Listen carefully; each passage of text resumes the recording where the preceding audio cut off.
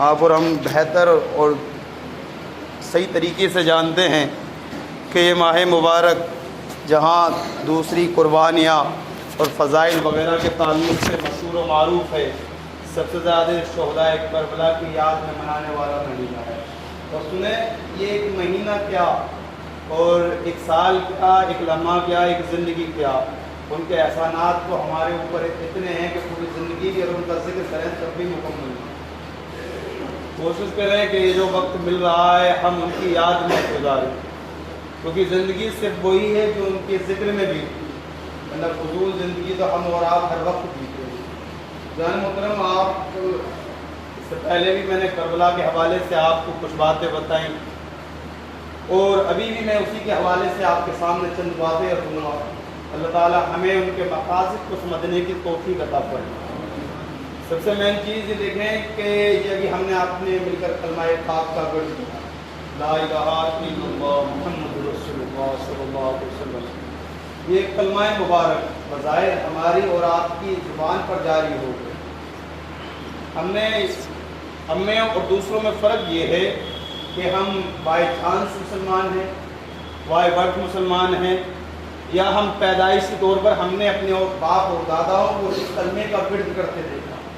ہم نے بھی سوچا کہ ہمارے باپ دادا اس طریقے سے اللہ کا نام لیتے ہیں، ہم بھی اسی انداز میں اس کا نام پکاریں گے، اور ہم نے بھی اسی مطابق کام کرنا شروع کر دیا۔ لیکن کیا آپ اور ہم یہ جانتے ہیں کہ اس کلمے کو عالم میں پھیلانے کے لیے کس قدر قربانیاں پیش آئی ہیں؟ اس نظام الہی، نظام مصطفیٰ کو دنیا کے آخری کونے تک پہنچانے کے لیے کس قدر قربانیاں دی گئیں، کس قدر تکالیفیں اٹھائی گئیں، کس قدر مصیبتیں اٹھائی گئیں، مشکلیں پیش آئیں، تب جا کر یہ کلمہ آپ کی زبان پر آیا ہے۔ یعنی محترم، شاید آپ نے کبھی سوچا ہو یا نہ سوچا ہو، وہ ایک الگ بات ہے، لیکن کبھی یہ خیال کرا کہ کسی بھی چیز کو دوسرے کو اوپر پہنچانے کے لیے کس قدر پریشانیاں آتی ہیں۔ آپ دیکھیں کہ یہی کلمہ کہ جس کو روکنے کے لیے، نظام الہی کو روکنے کے لیے، نظام مصطفیٰ کو روکنے کے لیے، نظام خدا کو روکنے کے لیے کہیں پر آتش فدائے نمرود جلایا جاتا ہے، کہیں پر فرعون کے ظلم و ستم ڈھائے جاتے ہیں، کہیں پر آتش قدے میں کودنے کے بعد اس نظام کو آگے بڑھانے والا اس کو کودنے کے لیے تیار ہو جاتا ہے، اور کہیں پر فرعون کے مقابلے میں تنہا حضرت موسیٰ علیہ السلام آتے ہیں۔ یہی کلمہ جو آپ کی اور میری زبان پر جاری ہوتا ہے، اسی کلمے کے لیے ہزاروں انبیاء کو شہید کر دیا جاتا ہے۔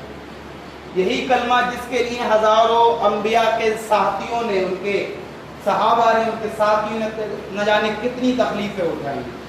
حضرت آسیہ، آپ کے ہاتھوں پہ کیلیں ٹھوکی گئی، حضرت مریم، ان کے لیے بھی پریشانیاں اٹھائی گئی، اور اسی طریقے سے روایت میں مختلف آتا ہے حضرت زکریا علیہ السلام، آپ کو تو آپ کے دشمنوں نے پیڑ کی پناہ میں آپ پہنچے تھے اور آپ کو پیڑ کے ساتھ شہید کر دیا۔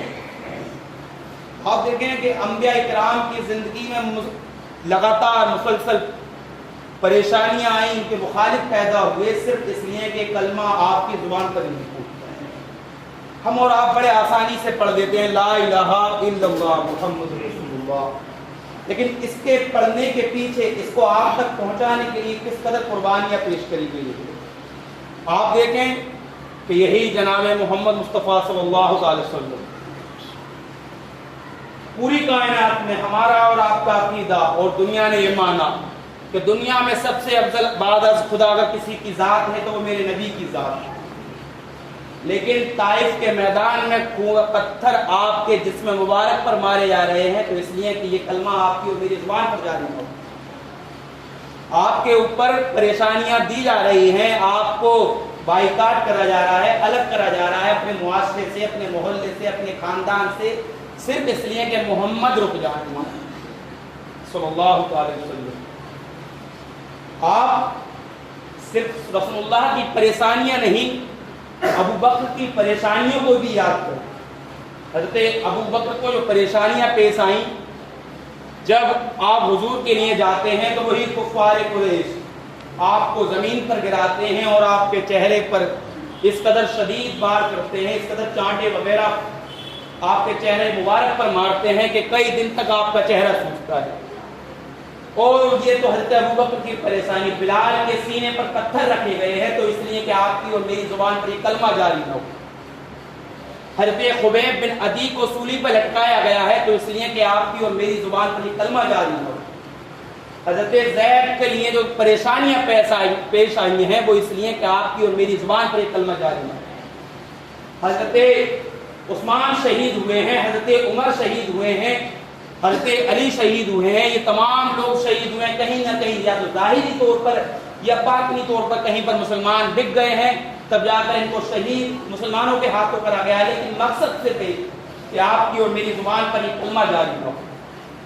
ذہن محترم، حضرت زینب جو حضور کی بیٹی ہیں، رسول اللہ صلی اللہ علیہ وسلم کی، آپ باضابطہ حمل سے تھیں، آپ مکہ سے مدینہ کی طرف ہجرت کر رہی تھی، کفار قریش کو پتہ چلا، آپ نے ان کے اونٹ کی رسی کو توڑا، انہیں زمین پر گرایا اور تلوار کے بار سے ان کے حمل کو ثابت کر دیا۔ اب یہ حضرت زینب رضی اللہ تعالیٰ عنہ نے جو پریشانی اٹھائی، اس کا مقصد یہ کہ آپ کی اور میری زبان پر یہ کلمہ جاری نہ ہو۔ ذہن محترم، حضرت عثمان حفصہ کی طرف روانہ ہوتے ہیں، حفصہ سے مدینہ پہنچتے ہیں صرف اس لیے کہ یہ کلمہ آپ کی اور میری زبان پر جاری ہو، اور مخالفین اسلام ہر دور میں کوشش کرتے رہے کہ یہ کلمہ غالب نہ آئے۔ ذہن محترم، بدر پیش آیا، بدر کی قربانیاں سامنے آئی، 313 بھوکے پیاسے انہوں نے دین کے لیے قربانی دی، صرف اس لیے کہ یہ کلمہ آپ کی اور میری زبان پر جاری ہو جائے، اور سامنے ہزاروں کی تعداد میں مخالف آ کر کھڑے ہوئے صرف اس لیے کہ یہ کلمہ آپ کی اور میری زبان پر جاری نہ ہو۔ حنین پیش آیا، جنگ خندق پیش آیا، جنگ خیبر پیش آیا، اس طریقے تمام جنگیں پیش آئیں، صرف اس لیے کہ کلمہ آپ کی اور میری زبان پر جاری نہ ہو۔ لیکن جس کو غالب کرنے والا خدا ہو، اور جس کا مذہب خدا ہو، اور جس کا مذہب خدا کی عبادت ہو، اور وحدہ لا شریک لہ جس کا مقصد ہو، وہ کیسے غالب نہ ہو، وہ کیسے دنیا پہ غلبہ نہ پاتا۔ قرآن عظیم کی آیت ہے، ان دین عند اللہ الاسلام، اللہ تعالیٰ کے نزدیک سب سے پسندیدہ دین اسلام ہے۔ ہزاروں سالوں سے لوگوں نے کوششیں کری یہ کلمہ جاری نہ ہو، لیکن نہ آج فرعون ہے، نہ آج نمرود ہے، نہ آج ابو جہل ہے، نہ ابو لہب ہے، نہ شیبہ ہے، نہ اس کے ساتھی ہیں، نہ کوئی اور ہے، لیکن آج بھی اس کلمے پڑھنے والے دنیا کے اندر موجود ہیں، اور آج کیا تھا قیامت تک یہ کلمہ پڑھا جائے گا، صرف اس لیے کہ اللہ تعالیٰ کو یہ دین پسند ہے۔ لیکن ہم نے اور آپ نے کیا سمجھا؟ ہم نے دیکھا کہ ہمارے باپ یہ کلمہ پڑھتے ہوئے نظر آ رہے ہیں، کہ انہوں نے پڑھ رہے ہیں لا الہ الا اللہ محمد رسول اللہ، تو ہم نے بھی پڑھ دیا۔ لیکن کیا آپ نے کبھی سوچا کہ جب بلال اس کلمے پہ اقرار کرتے ہیں تو سینے پر پتھر رکھے جاتے ہیں؟ جب زید بن عدی، حضرت خبیب بن عدی جب اس کلمے کا اقرار کرتے ہیں کہ ہاں اللہ ایک ہے اور محمد رسول اللہ صلی اللہ علیہ وسلم اس کے رسول ہیں، تو انہیں سولی پر لٹکا دیا جاتا ہے۔ جب حضرت زینب اس چیز کا اقرار کرتی ہے تو انہیں اس قربانیوں کو پیش کرنا پڑتا ہے۔ ہزاروں صحابہ قربانیاں پیش کرتے ہیں کیونکہ انہوں نے اقرار کرا تھا کہ اللہ ایک ہے اور محمد رسول اللہ صلی اللہ علیہ وسلم اس کے رسول ہیں۔ تب جا کر قربانیاں دی، تب جا کر ان کی زبانوں پر ایک کلمہ جاری ہوا، اور قربانیاں فقط انہوں نے اس لیے نہیں دی کہ وہ کلمہ پڑھیں، بلکہ اس لیے دی کہ آج آپ کلمہ پڑھیں۔ لیکن ہم نے اور آپ نے مذہب کیا مانا، دین کیا مانا؟ ہم نے تو ایک روایت دیکھی، آنکھ کھولی، ہوش سنبھالا، ہم نے دیکھا ہمارا باپ جمعے کی 2 رکعت پڑھنے جاتا ہے تو ہم بھی 2 رکعت ہی پڑھنے جائیں گے۔ ہم نے دیکھا کہ ہمارے باپ نے ہمیں کلمہ پڑھنا سکھایا تو ہم کلمہ پڑھیں، لیکن اس کے پیچھے کی کیا قربانیاں ہیں؟ ہزاروں صحابہ کی قربانی، ہزاروں تابعین کی قربانی، ہزاروں اولیاء اللہ کی قربانی ہے۔ اس کے بعد یہ کلمہ آپ کی اور میری زبان پر جاری ہوا ہے۔ آپ احسان کا ادا کریں ان بزرگوں کا، ان صحابہ کا، ان اولیاء اللہ کا کہ جنہوں نے اپنی زندگیوں کو صرف اس لیے قربان کر دیا کہ کلمہ آپ کی اور میری زبان پر جاری ہو جائے۔ ذہن محترم، سب سمیٹ کر اب بات آ کے رک گئی کربلا کے اندر۔ بات شروع اس میدان سے ہوئی جہاں پر رسول اللہ نے تبلیغ کا دعویٰ کرا، دین اسلام کا دعویٰ کرا، وہاں سے لے کر بدر آئی، بدر سے لے کر حنین آئی، حنین سے لے کر خندق آئی، خیبر آئی، حضرت ابوبکر کی خلافت، حضرت عمر کی خلافت، عثمان کی خلافت، علی کی خلافت، حضرت حسن کی خلافت، حضرت امیر معاویہ کی خلافت، اور اس کے بعد سب سمجھ کر آ گیا ہے کربلا کے موڑ پر۔ یہ کربلا یہ فقط تعزیہ داری اور میلے کی روایت کو زندہ کرنے کا نام نہیں، بلکہ مکمل اسلام تا قیامت تک جو آگے چلے گا اس کا نام ہے۔ پوری بات سمجھ کر آ جاتی ہے ایک کربلا کے موڑ پر۔ اب چند خارجی، دیکھیں دو طرح کے لوگ، تین طرح کے لوگ ہیں اسلام کے اندر، ایک خارجی، دوسرے رافضی، تیسرے سنی۔ خارجی وہ جو صحابہ سے محبت کا دعویٰ کرتے ہیں اور اہل بیت سے دشمنی رکھتے ہیں۔ رافضی وہ جنہیں شیعہ کہتے ہیں، وہ اہل بیت سے محبت کرتے ہیں اور صحابہ کو گالی دیتے ہیں معاذ اللہ۔ لیکن سنی وہ ہے کہ جو صحابہ کا بھی احترام کرتا ہے، اہل بیت کا بھی احترام کرتا ہے۔ سنی وہ ہے جو صحابہ سے بھی محبت کرتا ہے اور اہل بیت سے بھی محبت کرتا ہے۔ اس لیے تو فاضل بریلوی نے کہا اہل سنت کا ہے بیڑا پار، اہل سنت کا ہے بیڑا پار، اصحاب حضور نجم ہے اور ناؤ ہے عطرت رسول اللہ۔ محترم، ہم وہ ہیں کہ ہماری نگاہیں ہر بزرگ کے آستانے پہ جھکی ہوئی ہیں، صحابہ کی محبتیں ہمارے دلوں میں بسی ہوئی ہیں، صحابہ اہل بیت کی قربانیاں ہماری نظروں پہ رکھی ہوئی ہیں۔